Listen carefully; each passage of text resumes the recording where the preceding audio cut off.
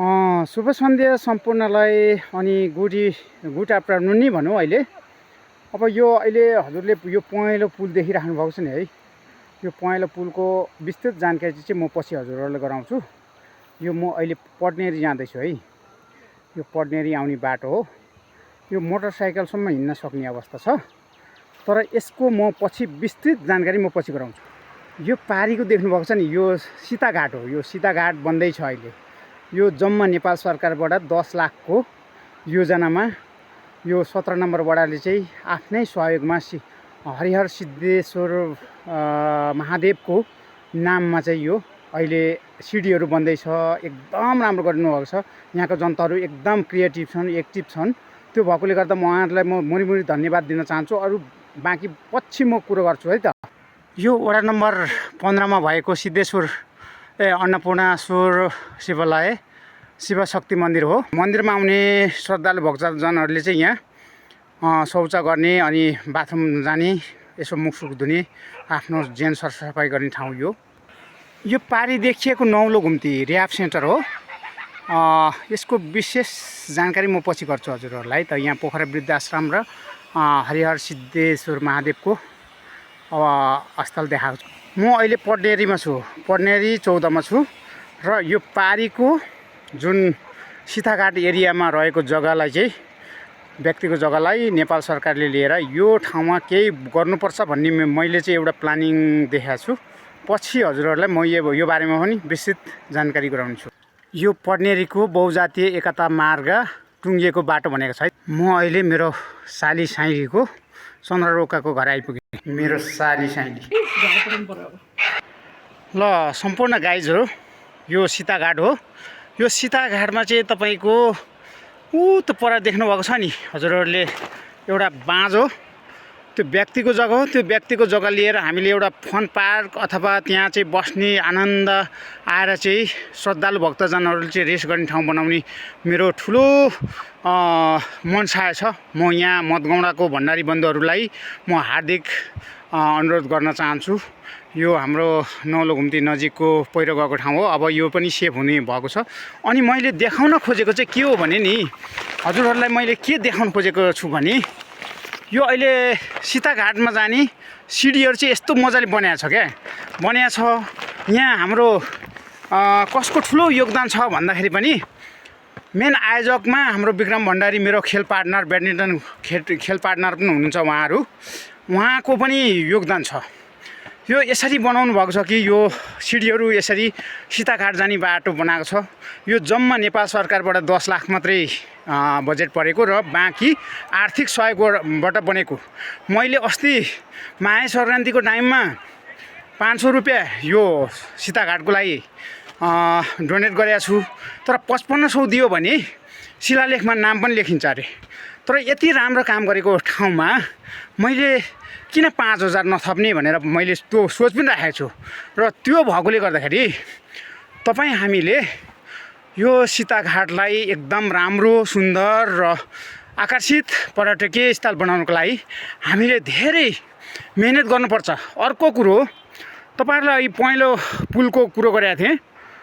त्यो पहेँलो पुल चाहिँ हेर्नुहोस्, यो पडनेरी जाने बाटो। पडनेरीमा 300 घरभन्दा बढी छन्। त्यहाँ लगभग मान्छे 10,000 भन्दा बढी छन्। त्यहाँको मान्छेहरू आवतजात गर्न मोटर बाइकमा आउनलाई सजिलो हुन्छ। अनि त्यो कारणले गर्दाखेरि मैले तपाईँहरूलाई भनिराखेको छु, यो श्रमदान के भनेर भन्नुभन्दा पनि हामीले काम गरौँ। नेपाल सरकारबाट अलिकति पैसा आउँछ, त्यसमा हामीले आफैले सहयोग गरौँ। अनि यसरी राम्रो ठाउँ बनाऊँ क्या। हामीले हरिहर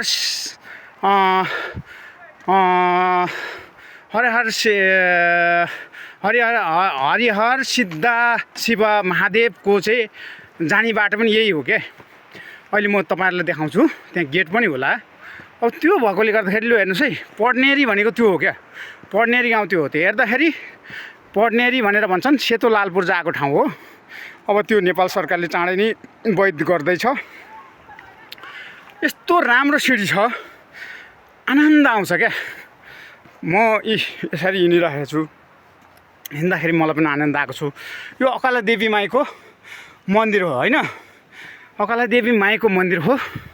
अनि यसरी तपाईँ हामीले यसरी यो ठाउँलाई सुन्दर भूमि बनाउन अनि यहाँ चाहिँ पर्यटकीय स्थल बनाउनलाई यहाँ चाहिँ विशेष गरेर मदगौँडाका नगेन्द्र भण्डारी, सुभाष भण्डारी लगायतका सम्पूर्ण मान्यवर्गहरूले चाहिँ यहाँ पहल गरिदिनु भएको छ।